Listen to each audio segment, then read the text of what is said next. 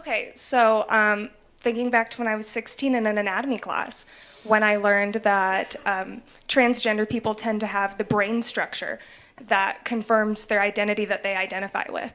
And you can look that up. That's a fact. I will look that up. Yeah, it's a fact. I will look that up and I won't find it. Yeah. It's not a fact. Oh. It's not a fact. Should we all pull out Google really quick and look?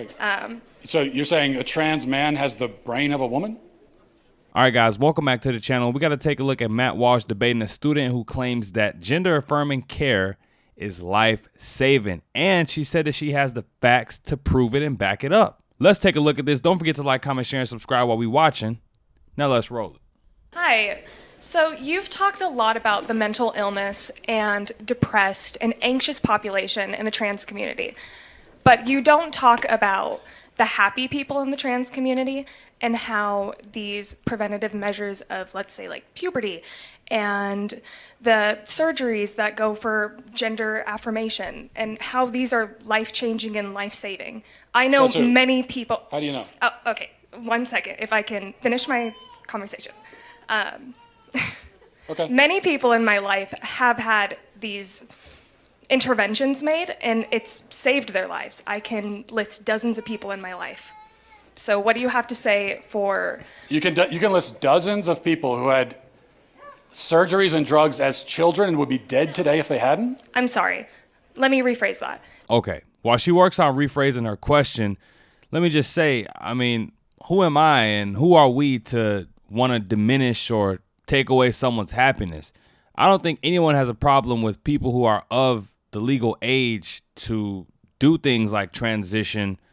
I don't think no one's against that. If you have legal age to do it, you're an adult, you have a sound mind, and that's what you want to do, by all means, do what you got to do. Don't bother me, but do what you got to do and be happy.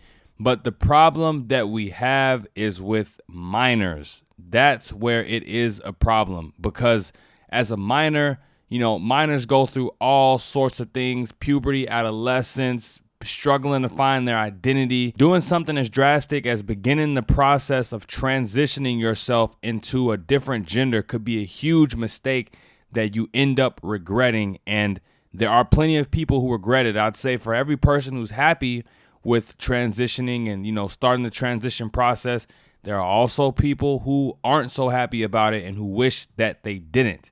So, we have to also talk about that as well. But the thing is people on her side of the aisle only talk about the happy ones, the affirmed ones, and people on Matt Walsh's side of the aisle, like me, we talk more about the people who aren't so happy with it, because that's the dark side of it that needs to be addressed.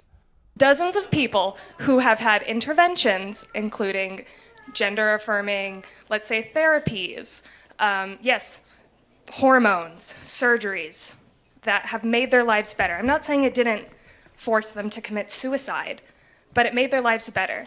What do you have to say for the happy trans community? I guess I would throw back at you first, because the burden of proof is on you on this one. And I'll explain why the burden of proof is on you. Because as I went over in the talk, for thousands of years, human beings existed, and there was no such thing as trying to medically transition people into another gender. And as far as we know, there was no suicide epidemic because of it.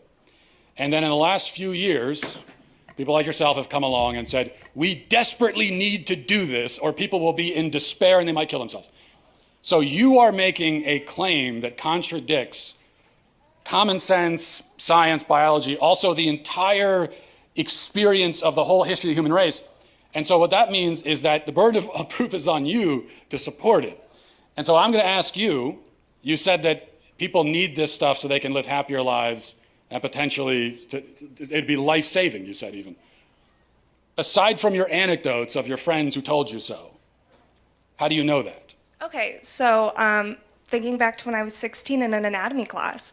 She did a lot of backtracking there that Matt Walsh didn't even, fully call her out on. I mean, she said life-saving at first, then she changed it to they will be happier. And she also said that she knows dozens of people and she can name people off the top of her head, and then proceeded to not even name, not name anyone. So she claims that, they were happier, but happiness is also something that's hard to gauge. Someone could appear happy on the outside, appear happy when they see you, but when they're alone at night, be battling all sorts of demons that you don't know about. But that's just my 2 cents on that. Thinking back to when I was 16 in an anatomy class, when I learned that transgender people tend to have the brain structure that confirms their identity that they identify with. And you can look that up. That's a fact. I will look that up. Yeah, it's a fact. I will look it up and I won't find it. Yeah. It's not a fact. Oh. It's not a fact. Should we all pull out Google really quick and look? So you're saying a trans man has the brain of a woman? No. I'm saying that a trans man who identifies as a man will tend to have similar brain structure that a cis man would. And where did you get that from? Look it up. It's literally, I'm telling you, I learned it from my anatomy class. I've seen that argument. I've seen that argument out there on the internet somewhere. I've heard, somebody in the trans camp say that before, but she's saying that she learned it in her anatomy class when she was 16. I don't know how old she is now. She doesn't look too old. 16 had to be some years back for her. I mean, what teacher was teaching her this? And I would question that teacher's credentials. I would question if that teacher is trying to push an agenda. If the teacher told her that people who identify, a man that identifies as a woman has the brain structure of a woman. Come on now. When I was 16, and I looked up the fact before I walked up here because I knew that you would ask. Okay. That's not true, but it also doesn't answer the question. So let's try to stay focused on one false claim at a time if we can, because we might get bogged down. Okay. So you actually started by saying that blocking puberty, which is chemical castration of a child. Just one example, yeah. Yeah, is life-saving. It can be. How do you know? Because there are children who have been suicidal that have had these interventions made.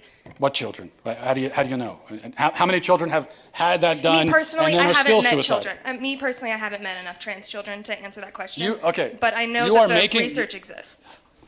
Yeah, this girl is all over the place. She's all over the place. I think she did come up here with like, with some facts that she tried to stuff into her head really quick.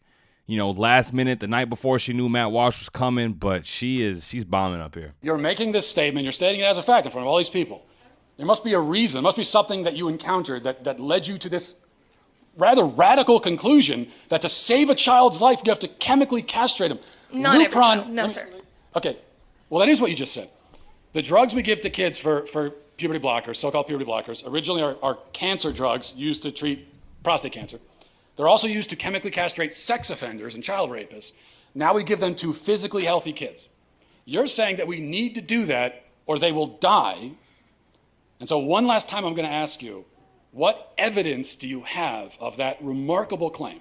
I just have to say, giving kids chemical castration drugs is crazy. Not that I didn't know what was happening, but, when you hear it in plain English like that, it just hits harder. The people who really ride for this gender affirming care for minors, they try to dress it up and make it sound so nice, but it's chemical castration drugs. What evidence do you have of that remarkable claim? I don't think I claimed that every child would benefit from that. Well, no, I didn't say you did. You said no, puberty you blockers did. You did. You said puberty blockers are life-saving. What I evidence do you said have for that? they can be. So The how do you evidence know? is the encounters with patients who have had these procedures done, and it has saved I don't want to say it saved their lives, but it has made their lives better. I can't confirm whether or not they're alive right this second, but there are children that it has helped. Yeah, of course you can't confirm that it saves their lives, but she also has to take into account that this is a pretty recent phenomenon that's sweeping the nation, that's sweeping Western societies. So we have to see how this stuff plays out. We need more time to collect data on this. And there's a chart that I got to show you guys after this video. So let me finish this up. What do you have to say for the happy trans community who has benefited from these procedures? That's my question I guess what I have for to you. say is that your entire question is built on a whole stack of false premises that you can't begin to even remotely defend. So it's a faulty question from the start. I reject your premise. I absolutely reject that there are any kids who need to be chemically castrated in order to be happy. Okay, let's. I reject that. Yeah, well, she definitely got schooled, but at least she had the courage to go up there and talk. But, you know, next time, just have your facts in order. I mean, it's clear that she's been told some very crazy things, some pretty radical stuff, and, you know, she's ate it all up. She believes it. But I definitely think that, like I said, this is a more recent phenomenon. And let me pull up this chart. Right here. This is a more recent phenomenon, and I think that people are taking advantage of these numbers right here. Politicians, corporations, a lot of people want to appeal to the young crowd. They want to appeal to Gen Z and, you know, the younger millennials. And you got 15.9% of Gen Z identify as LGBTQ. 15.9% is almost 1 in 5. That is a huge number, and we are seeing increases from year to year. So we definitely have to talk about this as a social contagion and not as something that people are just born as, because to deny these numbers and deny the social impact that this movement is having on a lot of people and their sense of identity and the way they think and identify, you will be leaving out a lot of data to make well-rounded decisions on this topic. But that's it for the video, you guys. Let me know what you thought about this in the comments down below. Don't forget to like, comment, share, and subscribe when you're at the door. And until next time, you guys, I'm out of here. Peace.